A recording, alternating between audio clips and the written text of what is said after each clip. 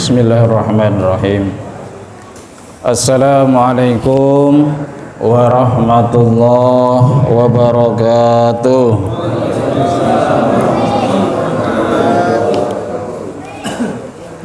Masih ada yang kurang semangat kayaknya. Masih ngantuk ya Pak ya? Bangunnya jam berapa Pak? Bangunnya jam 3. Jam 3, sejam. Lumayan. Udah lapar lagi. Udah lapar lagi. Boleh dipantun dikit kali Tat ya?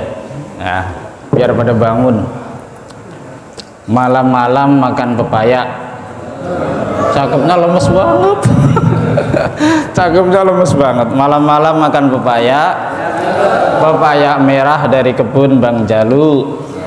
Yang jawab salam saya doain berjaya, hidupnya berkah, sehat selalu ya, amin. Sama-sama mudah-mudahan kita sehat, dikasih umur panjang oleh Allah, bertemu dengan Ramadan berikutnya. Saya ulang sekali lagi Pak ya. Assalamualaikum warahmatullahi wabarakatuh.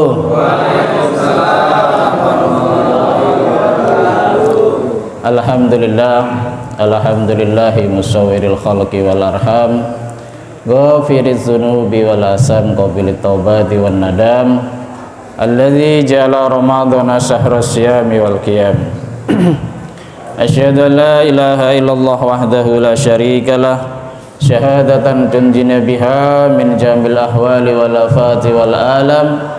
Wa asyhadu anna sayyidana wa nabiyyana Muhammadan abduhu wa rasuluh, ma'danul ulumi wal irfani wal hikam.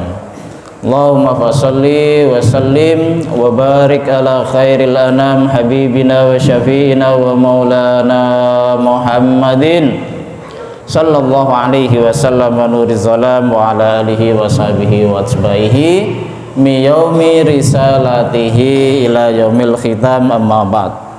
Hadratul muhtaramin yang saya muliakan, saya takdimi para alim, para ulama, para tokoh masyarakat, para asatid, para hujaj di lingkungan Mushola Rizqon Hasanan yang insyaallah dimuliakan oleh Allah, bil khusus tentunya DKM Masjid Rizqon Hasanan Ustadz Fakih, ada Encing Udin, dan bapak-bapak sekalian yang tidak bisa sebutkan namanya satu persatu, tapi tidak mengurangi rasa takdim saya pada bapak ibu sekalian.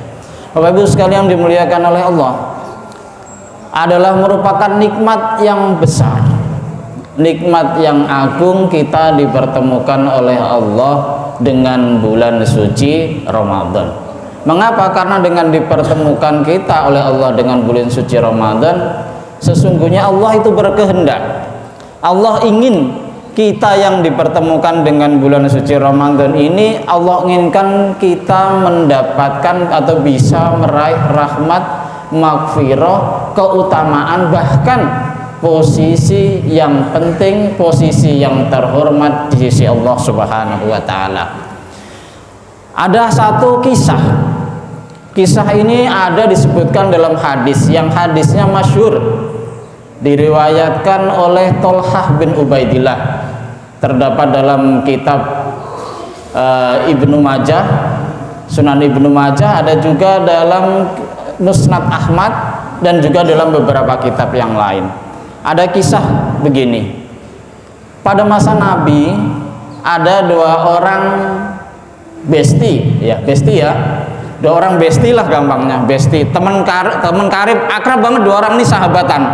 Jadi dua orang ini sahabatan. Nah, dari kabilah Bali, bukan Bali kita Pak, bukan Bali Indonesia, tapi Bali di sono, dari Arab. Dua orang ini sahabatan, akrab banget. Ya namanya sahabat, biasanya kan sahabat begitu kalau udah besti, berdua kemana aja, bareng-bareng, apa-apa bareng, namanya udah besti. Akhirnya apa? Dua orang ini memutuskan menghadap Rasulullah Shallallahu Alaihi Wasallam untuk memeluk Islam. Nah, dua orang ini memeluk Islam. Akhirnya Islamnya bersama-sama menyatakan keislamannya di hadapan Rasulullah Shallallahu Alaihi Wasallam. Dan dua-duanya ini ketika sudah masuk Islam, termasuk Islamnya bukan Islam KTP kayak kita Pak sebagian, Islamnya kuat bener nih dua orang nih. Apalagi kalau udah ada panggilan jihad, perang melawan orang kafir. Zaman Nabi kan bukan kayak zaman kita, zaman perjuangan, benar-benar perjuangan dari nol kan. Akhirnya Pak, berdua ini semangat banget. Yang paling hebat yang satunya. Jadi dalam hadis itu disebutkan karena ahaduma asyaddar rajulaini istihadan. Semangat jihadnya itu luar biasa. Yang satunya nih sebelah laki-laki yang pertama, semangat jihadnya luar biasa. Begitu ada panggilan jihad berkumandang, ada seruan dari Nabi agar siap-siap berperang melawan kaum kafir, langsung dia tanpa dikomando datang ikut hadir. Disebutkan dalam hadis itu suatu ketika terjadilah tiba panggilan jihad. Dua orang ini, dua sohib ini, dua besti ini sama-sama ikut dalam panggilan jihad ini. Takdir Allah menyatakan lain. Dua-duanya sama ikut perang tapi takdirnya lain. Karena yang satu tadi, yang lelaki pertama yang semangatnya jihad tinggi itu, memang ditakdirkan Allah menjadi orang mati syahid karena dia emang itu keinginannya, pengen banget mati syahid dan Allah kabulkan itu. Akhirnya lelaki yang pertama ini gugur dalam satu pertempuran. Beda dengan yang satunya, Allah tidak takdirkan dia mati syahid di medan perang, malah dia menang, dapat rampasan yang banyak. Jadi temennya, sohibnya yang satu meninggal gugur dalam syahid, yang satunya lagi enggak, dapat rampasan perang yang banyak. Dia hidup setahun setelah, dia masih merasakan hidup setahun setelah sahabatnya itu wafat. Baru kemudian setahun kemudian yang tidak mati syahid ini berpulang kepada Allah karena suatu penyakit. Nah, setelah dua laki-laki ini meninggal, dua sohib dari Bali ini, dari kabilah Bali ini meninggal, Tolhah bin Ubaidillah. Tolhah bin Ubaidillah itu salah seorang sahabat Rasulullah yang sudah dijamin oleh Allah masuk surga. 10 dari sahabat Rasulullah yang dijamin masuk surga, diantaranya adalah Tolhah bin Ubaidillah, ya, orang terpercaya. Pada perang Uhud saja beliau menjadi tameng Rasulullah. Ketika Rasul akan dibunuh orang-orang kafir itu, beliau menjadi tameng Rasulullah sampai tangannya sebelah putus karena melindungi Rasulullah. Tolhah bin Ubaidillah yang meriwayatkan hadis itu bercerita, ketika dua orang dari kabilah Bali ini sudah meninggal, Tolhah bermimpi. Dalam mimpinya itu tiba-tiba Tolhah berada di depan pintu surga bersama orang-orang banyak menunggu antrian dipanggil masuk surga. Nah, di situ juga ada dua laki-laki dari kabilah Bali tadi yang dua-duanya sudah meninggal. Kan Tolhah belum meninggal nih, dia mimpi. Nah, ini pas mimpinya itu dia melihat semua orang antri di depan pintu surga, tinggal nunggu dipanggil masuk surga. Kemudian setelah berapa lama nunggu, ada panggilan dari dalam, ada suara penjaga pintu surga masuk, dipanggil satu-satu. Dipanggil pertama, Fulan bin Fulan, silakan masuk, sudah waktunya engkau masuk surga. Disebutlah namanya. Nah, ternyata yang dipanggil pertama bukan yang mati syahid tadi, malah yang dipanggil pertama itu yang kedua, laki-laki dari dua sohib tadi. Ternyata yang dipanggil Allah bukan yang mati syahid tadi, tapi yang kedua, yang meninggal normal biasa, bukan di medan perang, meninggal karena sakit. Ini yang dipanggil pertama. Dalam hati Abu Tolhah bertanya-tanya, loh kok bisa begitu? Kok bisa begitu ya? Kenapa yang dipanggil kok bukan yang mati syahid duluan? Kalau orang mati syahid kan pasti jaminannya surga, itu udah dijamin oleh Allah. Yang mati syahid pasti surga. Tapi ini kok yang dipanggil malah yang bukan mati syahid duluan. Nah, dia masih agak bingung nih. Kemudian datang panggilan kedua. Dalam pertanyaan dalam hati Tolhah bin Ubaidillah.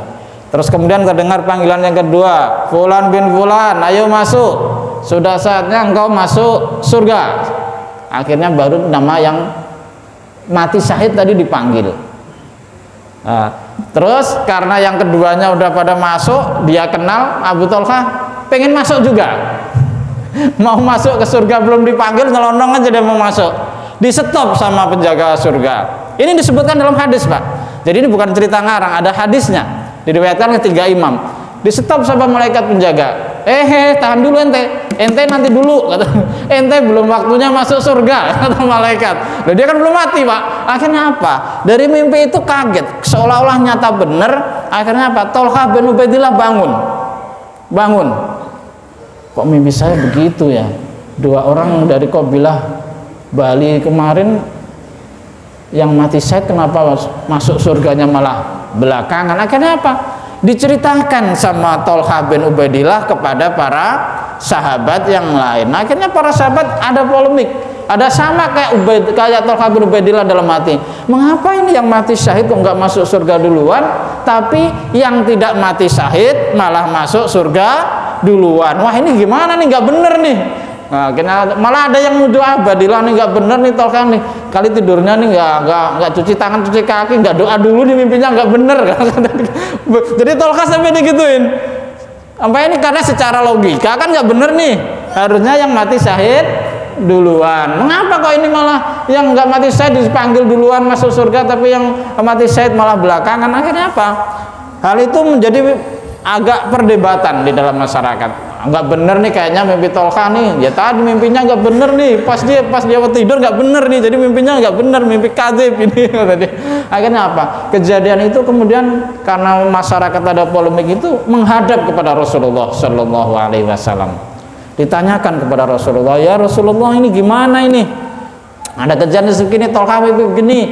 Masa ada begini-begini? Ceritakan semua Rasulullah. Apa tanggapan Rasulullah? Kata Rasulullah, min ayyi zalika ta'jabun ya ashabi, wahai para sahabatku, apa sih yang membuat kalian heran? Ini tersakitnya jawab, ya Rasulullah, hadza kana ahsadar rajulaini istihadan wa dakhala al-akhiru al-jannah qablahu. Ya Rasulullah, ini ada kasus. Ada 2 orang nih sudah disebutkan. Yang satu semangat jihadnya tinggi, dia jihad terus ditakdirkan Allah mati syahid. Tapi kemudian kenapa malah lelaki yang lain, yang kedua, yang temennya duluan yang masuk surga? Ini bagaimana ya Rasulullah? Kan nggak mungkin ini seperti ini, kata mimpi Thalqah, tapi begitu. Yang masuk surga, yang tidak mati syahid duluan. Malah yang masuk duluan, yang tidak mati syahid. Nah, kenapa kata Rasulullah Sallallahu Alaihi Wasallam? Dibalikin sama Rasulullah Sallallahu Alaihi Wasallam. Alaisa hada qad masaha qad amsaka ba'da sanatan, alaisa hada qad makasa ba'da sanatan. Ditanya balik sama Rasulullah, bukankah laki-laki yang kedua tadi yang tidak mati syahid dia hidup lebih lama dibandingkan dengan laki-laki pertama yang mati syahid? Tanya Rasulullah.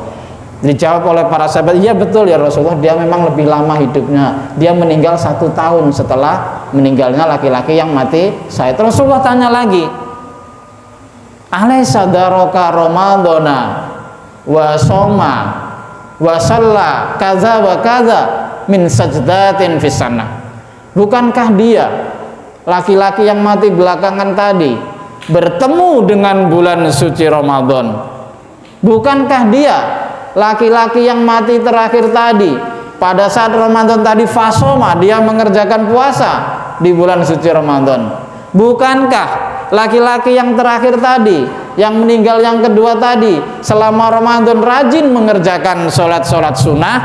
Dijawab oleh para sahabat yang lain, bala ya Rasulullah, benar ya Rasulullah, laki-laki itu yang kedua ketika Ramadan puasanya bagus, ibadah-ibadahnya bagus, amal-amalnya bagus. Lalu kata apa? Kata Rasulullah Sallallahu Alaihi Wasallam, inilah penegasan, fama bainahuma ab'ad mimma bainas samai wal ard. Itulah yang membedakan antara keduanya. Yang pertama memang dia syahid, mendapatkan surga, dipastikan mendapatkan surga dari Allah Subhanahu wa taala, akan mendapatkan pahala syahid. Tapi yang kedua dia mendapatkan Ramadan, dia puasa Ramadan, dia menjalankan ibadah-ibadah Ramadan, maka dia mendapatkan keutamaan yang lebih hebat, keutamaan yang lebih besar, mendapatkan keistimewaan yang lebih, bahkan mengalahkan orang yang mati syahid. Bapak Ibu sekalian yang dimuliakan oleh Allah, ini kisah dalam hadis yang dibenarkan langsung oleh Rasulullah Shallallahu Alaihi Wasallam. Maka kita sangat beruntung Bapak Ibu sekalian, kita dipertemukan oleh Allah dengan bulan suci Ramadan. Makanya selayaknya waktu kita kan manfaatkan, masih ada 15 hari ke depan, kita manfaatkan dengan sebaik-baiknya bulan suci Ramadan. Mohon maaf, jangan sampai kita itu kayak anak kecil. Kita ini jangan sampai seperti anak kecil. Ini ada anak kecil ya, Ayo, anak kecil itu bagaimana, coba kita perhatiin. Anak kecil itu kalau dia minta mainan, gimana kalau dia minta mainan ke bapaknya? Berisik nggak Pak? Yang punya anak kecil gimana? Kalau anak kecil minta mainan itu berisik nggak? Berisik banget kan. Kalau belum dikasih, nguber aja terus sama orang tuanya. Lihat bapaknya di teras lagi ngaso, lagi ngudut, lagi istirahat, disamperin, Pak mana Pak mainannya? Kok saya belum dikasih? Teman-teman udah pada main nih Pak nih. Mana mainan saya Pak? Nih, anak kecil. Bapaknya mau berangkat kerja, digandolin, mana Pak mainannya? Ditagih lagi. Namanya anak kecil. Sama gitu, bapaknya pulang kerja belum duduk, belum makan, belum istirahat, disamperin lagi, mana Pak mainannya? Pokoknya berisik dah kalau anak kecil itu minta mainan. Bahkan bapaknya emaknya udah malam nih, mau istirahat, mau tidur, digangguin juga masih. Namanya anak kecil. Nah, kita jangan sampai seperti itu Bapak Ibu sekalian dimuliakan Allah. Ngapa? Ingat 3 bulan yang lalu Bapak udah minta loh sama Allah. Berisik kita udah sama Allah, ya kan?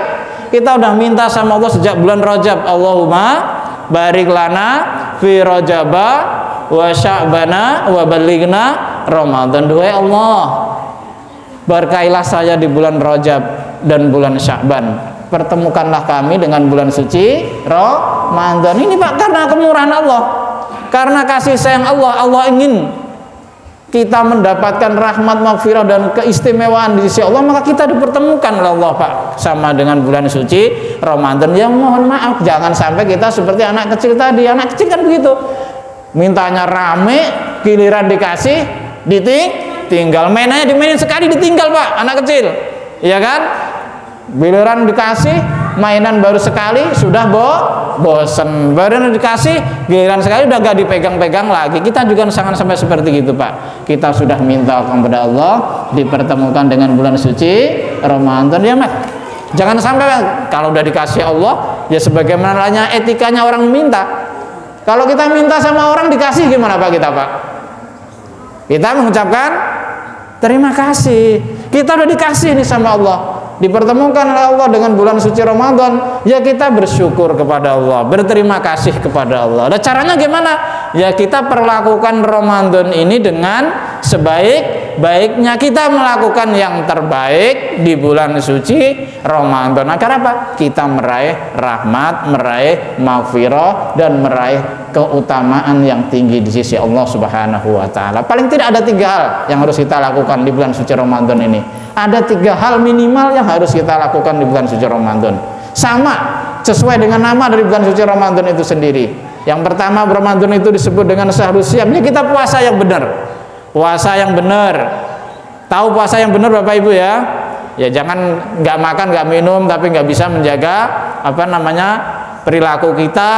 Nah, kita puasa tapi kadang-kadang masih melakukan hal-hal yang tidak baik. Itu percuma puasa kita. Hanya sekedar gugur kewajiban. Maka puasa yang benar kan kata Imam Ghazali, bikafil jawarihi kulliha amma yakrahullah. Puasa yang benar itu apa? Ya menjaga seluruh badan kita, anggota badan kita dari hal-hal yang dilarang oleh Allah. Itu puasa yang benar. Mulut kita jaga, mohon maaf, yang biasa ngomongnya kasar, yang biasa kadang-kadang ngomongnya jorok, ya selama Ramadan jangan. Ya kalau kita melakukan yang sama, sayang Pak, puasa kita sayang, nggak dapat apa-apa kita, dapatnya hanya haus dan lapar. Yang biasa, ya mohon maaf kalau ada ibu-ibu yang suka biasa gosip, ya kan? Gosip kan semakin digosok semakin asik kan, bahkan sip kan? Ya itu dikurangin. Ya jangan, bukan hanya dikurangin, dibentikan dulu. Syukur-syukur setelah Ramadan juga berhenti. Ya karena itu ajaran puasa itu menjaga lisan. Antahfadul lisan amala ya'nika, kata Imam Ghazali. Kita jaga lisan kita ini dari sesuatu yang tidak ada manfaatnya, sesuatu yang buruk yang bisa menggugurkan pahala puasa kita. Jadi itu puasa yang terbaik. Jadi puasa itu ada tingkat-tingkatannya. Kalau Imam Ghazali ada 3, ada saumul awam atau awam, saumul khos, saumul khawasul khawas. Jadi ada tingkat-tingkatannya. Kalau kita puasanya masih sekedar nggak makan nggak minum, yaitu masih kalau anak sekolah tingkatannya tingkatan SD, sekedar guru kewajiban. Kan sayang kita Pak, udah sepuh, udah tua, udah dewasa, tapi puasanya nanti tingkatan disebut tingkatan SD kalau kata Imam Ghazali. Ya puasa cuman sekedar jaga makan, nggak minum, nggak hubungan sama istri di siang hari. Ya memang secara fikih, secara syariat gugur kewajiban, tapi kan pahalanya kita belum tentu. Nah ini makanya kita hati-hati. Jadi puasa yang terbaik. Yang kedua, shaumul qiyam. ya Pak, syahrul qiyam, menjalankan ibadah yang terbaik. Makanya ya mohon maaf tadi seperti kita sampaikan, kadang-kadang kita seperti anak kecil mintanya doang. Sekarang mohon maaf, saya tanya, sholat tarawihnya masih full nggak musola nih? Masih? Nggak mengalami kemajuan tadi ya? Nggak mengalami kemajuan kan? Oh sedikit ya, kemajuan kalau dikit nggak apa-apa lah kalau dikit kemajuannya. Soalnya di tempat-tempat lain itu begitu, kemajuannya banyak. Ada yang tinggal 2 baris gitu, padahal masjidnya gede, tarawihnya tinggal 2 baris kemajuan. Ini kemajuannya nggak bagus ini. Awal-awal baru pada datang ya sama kayak anak kecil baru dikasih mainan, minta mainan pertama kali dimainin terus, kirain baru sekali udah bosen. Ramadan minta, wah Ramadan baru diarep-arepin mulu. Dari pertama disebutin, bikin status 5 hari lagi Ramadan. Wah, bikin status kan di Facebook di mana. Lagi menghitung hari Ramadan, tinggal sehari lagi, 1 hari lagi alhamdulillah Ramadan. Pilihan Ramadan. Sekali doang ke musola, berikutnya udah tahu kemana, ya kan? Itu namanya tadi sama seperti anak kecil minta mainan. Kita nggak konsisten, kita minta sama Allah dipertemukan Ramadan, giliran dikasih beneran kita ngabur. Sehari doang, sekali doang, 2 kali doang, udah berikutnya kagak nongol lagi. Masjidnya udah kelihatan longgar lagi, musolanya udah kelihatan kosong lagi. Itu yang banyak terjadi. Kita nggak konsisten tarawih ya namanya kita Pak, mohon maaf tarawih ya begitulah namanya anak-anak kita. Nggak apa-apa daripada tengah tarawih. Kalau ada imamnya bacanya panjang dikit ditandain, enggak, males saya di situ tarawihnya lama. Apalagi yang 20 rakaat, enggak, dicari masjid yang ini. Ya itulah namanya orang. Nggak apa-apa daripada nggak tarawih. Jadi tarawih itu nggak perlu diperselisihkan antara yang 8, 20, ya, semuanya ada ininya, ada dasarnya. Ya, jadi itu. Yang kedua ya Pak ya, tadi syahrul qiyam. Kita mengerjakan ibadah yang baik selama bulan suci Ramadan. Yang terakhir ini yang terpenting, ini kita sampaikan berkali-kali, nggak bosan-bosan saya menyampaikan, Ramadan itu disebut sebagai syahrul Quran. Nah ini yang penting, syahrul Quran. Saya tanya deh Bapak Ibu sekalian, setahun khatam Quran berapa kali? Pasti khatam nggak dalam setahun sekali? Jujur Pak, puasa loh Pak, kalau nggak jujur nggak ini nih, batal puasanya nih Pak. Kalau nggak jujur batal nih puasanya nih. Setahun khatam sekali nggak Pak? Sekali Pak. Alhamdulillah ada yang khatam Pak sekali. Coba unjuk jari, ngacung-ngacung. Yang khatam sekali setahun siapa? Ya kan ini yang susah. Kita susah tuh loh. Umat muslim tuh begitu. Ya kan? Panduannya kitab sucinya Al-Quran, bacanya setahun sekali aja nggak khatam coba. Ya ini yang kita yang repot. Itu padahal tuntunan hidup kita, pedoman hidup kita, sekali setahun kita nggak khatam. Belum tahu maknanya juga pula. Bacanya aja setahun kali nggak khatam, itulah kelemahan kita. Sama kita Mbak, usahakan. Kita Ramadan ini tadi disebut. Ramadan itu disebut sebagai syahrul Quran. Kita bela-belain bener Pak. Paling enggak sedalam 1 Ramadan ini sebulan sekali kita khatam. Nggak susah kok Pak, minimal diatur saja waktunya. Mohon maaf, kita atur misalkan kita bagi 1 juz itu kan hanya 10 lembar, sekitar 9-10 lembar ya kan. Ya kita atur, kalau habis sahur masih punya tenaga nih ya kan, masih punya tenaga, kita bagi 3 aja tuh, 1/3 kita baca 3 lembar habis sahur. Nanti zuhur, habis zuhur kita atur lagi, kita baca 1/3 lagi 3 lembar, itu udah 6 lembar. Nanti pas sore bini kita kan lagi masak tuh, kita kan nggak masak, nggak ngapa-ngapain tuh ya kan, sambil nunggu buka kita baca lagi 1/3-nya, kita baca lagi 3 lembar, berapa? Jadi 1 juz kan. Nah itu kita rutinin, kita istiqomahin ya kan. Kalau sehari bisa 1 juz, nanti pas akhir Ramadan kita khatam sekali. Nah ini masih ada 15 hari Pak, ngejar Pak, masih ada 15 hari. Yang kemarin belum, karena belum ketemu triknya, diuber Pak ya, paling enggak untuk ngejar sehari 2 juz gitu ya, biar khatam semua hidup. Masa loh Pak Ramadan aja nggak khatam, kan susah kalau Ramadan aja nggak khatam. Dan 1-2 juz sehari ya tadi diatur sendiri, kita yang tahu sela waktu kita. Apalagi kalau Sabtu Minggu gini kan, Sabtu Minggu libur kan kita gawe.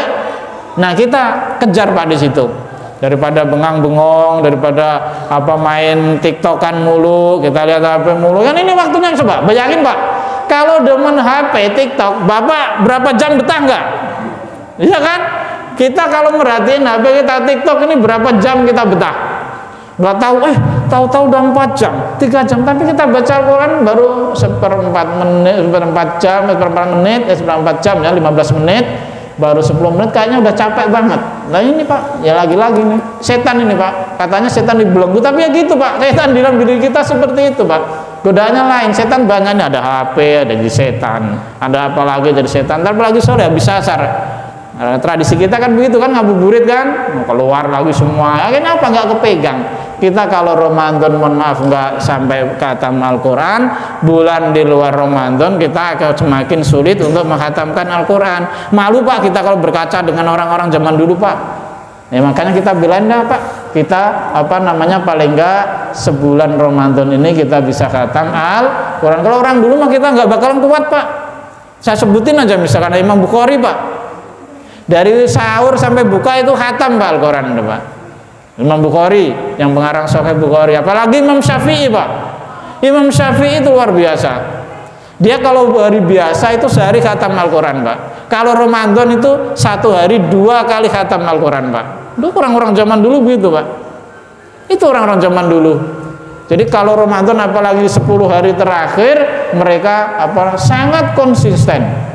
10 hari terakhir kan kata Rasulullah dalam hadis riwayat Aisyah itu, kata Rasulullah idza kana dakhalal ashrul awakhir syadda mizarahu. Nabi itu Bapak Ibu sekalian yang dimuliakan oleh Allah, kalau 10 hari terakhir kita udah masuk 15 nih Pak, udah pekan kedua, udah 10 hari kedua bulan Ramadan, ini pekan maghfirah kalau kata Rasulullah SAW. Kalau awal kan rahmat, kalau pekan kedua itu maghfirah. Maka kita ini karena apa?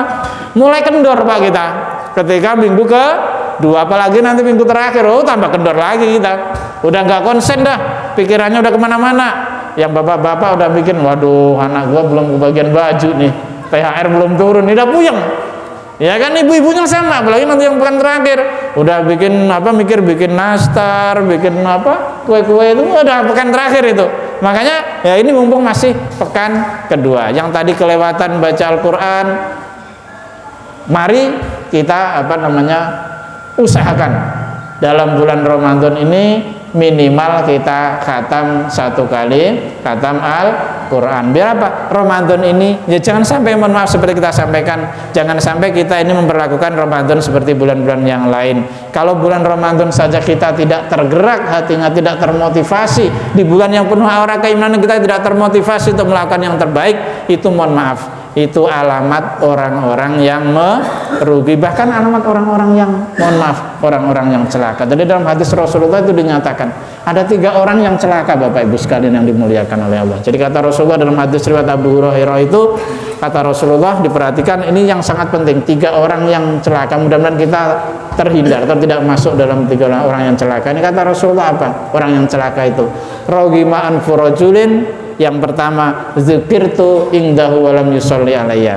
Celakalah orang, termasuk orang yang celaka itu siapa? Yang pertama kata Rasulullah, dzikirtu indahu walam yusolli alayya, yaitu orang yang jika nama Rasulullah disebut walam yusolli alayya, dia nggak mau berselawat kepadaku. Ini orang yang celaka, orang yang pelit kata Rasulullah, orang timbal gerakin mulut aja, ya kan? Selawat berat nggak sih Pak?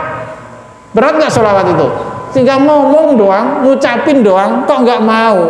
Padahal kita mengharapkan syafaat Rasulullah nanti di hari kiamat. Beliau yang kita harapkan syafaatul utma yang bisa membantu kita, tapi giliran nama Nabi disebut kita nggak mau bersolawat. Itu orang celaka kata Rasulullah. Rogima anfurajulin dzukirtu indahu walam yusolli alayya. Kan kata Nabi, inna awlana nabi yaumil qiyamah aksaru alayya suratan. Jadi orang yang paling utama, paling mulia kedudukannya di sisi aku Nabi aksaru alayya sholatan, orang yang paling banyak sholawatnya kepadaku. Terus yang kedua, orang yang celaka itu kata Rasulullah rogima anfurajulin indahu abawahu ahaduma falam ya'mal fi haqqi ma'amalan yadkhulu bisababil jannah. Orang celaka yang kedua itu siapa?